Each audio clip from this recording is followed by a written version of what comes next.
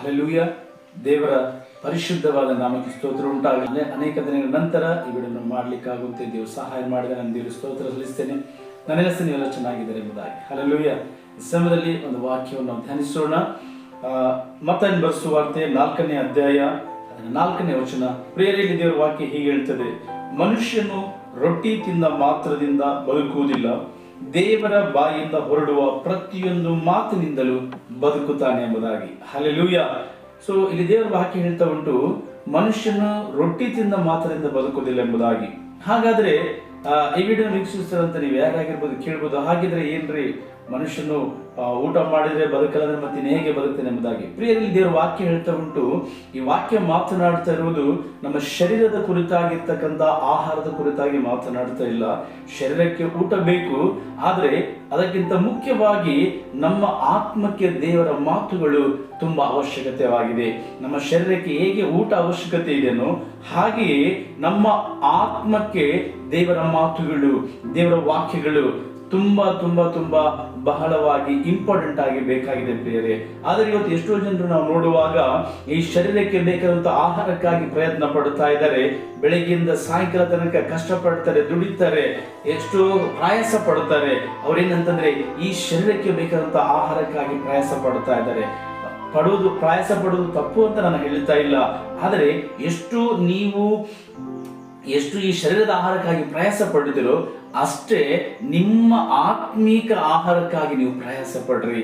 ಅಂದ್ರೆ ದೇವರ ವಾಕ್ಯವನ್ನ ಧ್ಯಾನಿಸ್ರಿ, ಅಂದ್ರೆ ದೇವರ ಮಾತುಗಳನ್ನ ಕೇಳ್ರಿ, ದೇವರ ಸನ್ನಿಧಾನದಲ್ಲಿ ದೇವರ ವಾಕ್ಯವನ್ನ ಧ್ಯಾನಿಸ್ರಿ, ದೇವರ ವಾಕ್ಯಗಳನ್ನ, ದೇವರ ಸೇವಕರು ಬೋಧಿಸುವಂತ ವಾಕ್ಯಗಳನ್ನ ನೀವು ಕೇಳ್ರಿ.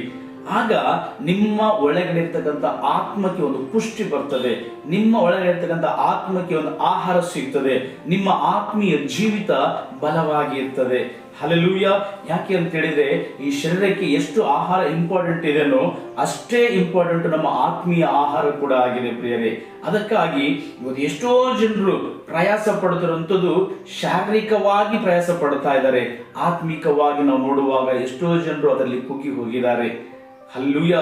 ಸೊ ಹಾಗಾಗಿ ನಮಗೆ ಮುಖ್ಯವಾಗಿ ನಾವು ಪ್ರಯಾಸ ಪಡಬೇಕು ಎಂಥದ್ರಲ್ಲಿ ಅಂತ ಹೇಳಿದ್ರೆ ದೇವರ ಮಾತುಗಳನ್ನ ಕೇಳುವಂಥದ್ರಲ್ಲಿ, ದೇವರ ವಾಕ್ಯವನ್ನ ಕೇಳುವಂಥದ್ರಲ್ಲಿ, ದೇವರ ಏನಂತಂದ್ರೆ ಸನ್ನಿಧಾನದಲ್ಲಿ ದೇವರ ಮಾತುಗಳನ್ನ ಕೇಳಲಿಕ್ಕಾಗಿ ನಾವು ಸಭೆಗೆ ಹೋಗುವಂತ ವಿಷಯದಲ್ಲಿ ನಾವು ಎಲ್ಲ ವಿಷಯದಲ್ಲಿ ನಾವು ಪ್ರಯಾಸ ಪಡಬೇಕು ಪ್ರೇರೆ. ನಾನು ಅನೇಕ ಜನರನ್ನು ಸಂಧಿಸಿದ್ದೇನೆ.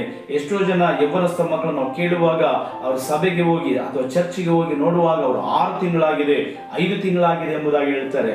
ಯಾವಾಗೋ ಒಂದ್ಸಾರಿ ಸಭೆಗೆ ಹೋಗ್ತೀವಿ, ಏನಂತೆ ದ್ರಾಕ್ಷಾರಸ ಇದ್ದಾಗ, ಏನು ಕರ್ತನ ಭೋಜನ ಇದ್ದಾಗ ಮಾತ್ರ ನಾವು ಸಭೆಗೆ ಹೋಗ್ತೀವಿ ಎಂಬುದಾಗಿ.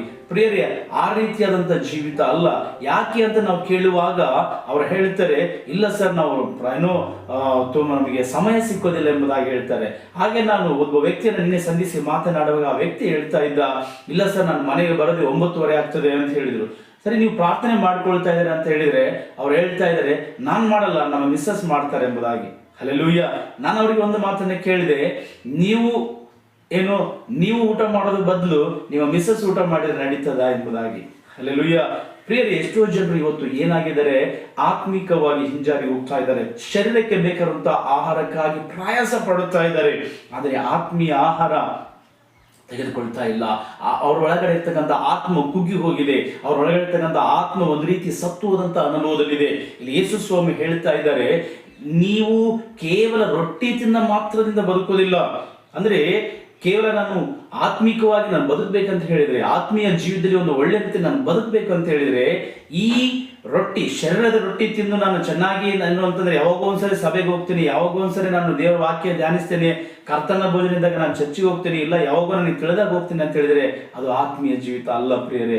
ನಮ್ಮ ಜೀವಿತದಲ್ಲಿ ಪ್ರತಿ ದಿನವೂ ನಾವು ದೇವರ ವಾಕ್ಯವನ್ನ ಧ್ಯಾನಿಸಬೇಕು, ಪ್ರತಿ ಕ್ಷಣವೂ ದೇವರ ಸ್ತೋತ್ರ ಮಾಡಬೇಕು, ಪ್ರತಿ ಭಾನುವಾರ ನಾವು ಸಭೆಗೆ ಹೋಗ್ಬೇಕು, ಪ್ರತಿ ದಿನವೂ ನಾವು ದೇವರ ವಾಕ್ಯನ ಧ್ಯಾನಿಸುತ್ತಾ ಬೆಳಿಗ್ಗೆ ಮಧ್ಯಾಹ್ನ ಸಾಯಂಕಾಲ ನಿಮಗೆ ಸಾಧ್ಯವಾದಷ್ಟು ಪ್ರಾರ್ಥನೆಯಲ್ಲಿ ಕಳಿಬೇಕು.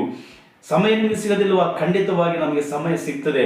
ಮೊಬೈಲ್ ನೋಡ್ಲಿಕ್ಕೆ ಸಮಯ ಉಂಟು, ಕೆಲಸ ಮಾಡ್ಲಿಕ್ಕೆ ಸಮಯ ಉಂಟು, ಬೇರೆ ಈ ಲೌಕಿಕವಾದ ಕಾರ್ಯಗಳನ್ನ ಮಾಡ್ಲಿಕ್ಕೆ ಎಲ್ಲದಕ್ಕೂ ಸಮಯ ಇದೆ, ಆದರೆ ಪ್ರಾರ್ಥನೆ ಮಾಡ್ಲಿಕ್ಕೆ ಸಮಯ ಇಲ್ಲ, ಸಭೆಗೆ ಹೋಗ್ಲಿಕ್ಕೆ ಸಮಯ ಇಲ್ಲ ಪ್ರಿಯರೇ. ಹಾಗಾಗಿ ಎಷ್ಟೋ ಜನರ ಜೀವಿತ ಆತ್ಮಿಕವಾಗಿ ಏನಾಗಿದೆ, ಕುಗ್ಗಿ ಹೋಗಿದೆ, ಬಲಗುಂದಿ ಹೋಗಿದೆ. ಪ್ರತಿಯೊಬ್ಬರಿಗೂ ಏನಂತಂದ್ರೆ ಆತ್ಮಿಕವಾಗಿ ಬಲವುಳ್ಳವರಾಗಿ ನಾವು ಜೀವಿಸ್ಬೇಕಂತ ಹೇಳಿದ್ರೆ ಪ್ರಿಯರೇ, ನಮಗೆ ಆತ್ಮಿಕವಾದ ಆಹಾರ ಬೇಕು, ನಮ್ಮ ಆತ್ಮಕ್ಕೆ ಪುಷ್ಟಿ ಬೇಕಾಗಿದೆ. ಹಾಗಾಗಿ ಇನ್ನು ಮೇಲೆ ಪ್ರಿಯ, ನೀವು ಯಾರೇ ಆಗಿರ್ಬೋದು, ಈ ವಿಡಿಯೋನ ವೀಕ್ಷಿಸಿದಂತ ನೀವು ಯಾರೇ ಆಗಿರ್ಬೋದು, ಸರಿಯಾಗಿ ನೀವು ದೇವರ ಸನ್ನಿಧಾನಕ್ಕೆ ಹೋಗ್ತಾ ಇಲ್ಲ, ಅಥವಾ ನೀವು ಸರಿಯಾಗಿ ಪ್ರಾರ್ಥನೆ ಮಾಡ್ತಾ ಇಲ್ಲ, ಅಥವಾ ನೀವು ಸರಿಯಾಗಿ ದೇವರ ವಾಕ್ಯವನ್ನು ಧ್ಯಾನಿಸ್ತಾ ಇಲ್ಲ ಅಂತಂದ್ರೆ ಈ ವಿಡಿಯೋ ಮುಖಾಂತರ ನಾನು ಹೇಳ್ತಾ ಇದ್ದೇನೆ, ಪ್ರಿಯರೇ, ದೇವರ ವಾಕ್ಯವನ್ನು ಧ್ಯಾನಿಸ್ರಿ, ಚೆನ್ನಾಗಿ ಆತ್ಮೀಯ ಆಹಾರವನ್ನು ತೆಗೆದುಕೊಳ್ಳ್ರಿ. ಅಂದ್ರೆ ದೇವರ ವಾಕ್ಯವನ್ನು ಧ್ಯಾನಿಸ್ರಿ, ಪ್ರಾರ್ಥನೆ ಮಾಡಿಕೊಳ್ಳ್ರಿ. ಪ್ರತಿ ಭಾನುವಾರ ತಪ್ಪದ ಹಾಗೆ ನೀವು ಸಭೆಗೆ ಹೋಗ್ರಿ. ದೇವರ ವಾಕ್ಯದ ಮುಖಾಂತರ ನಿಮ್ಮೆಲ್ಲ ಆಶೀರ್ವಾದ ಮಾಡಲಿ. God bless you. Praise the lord.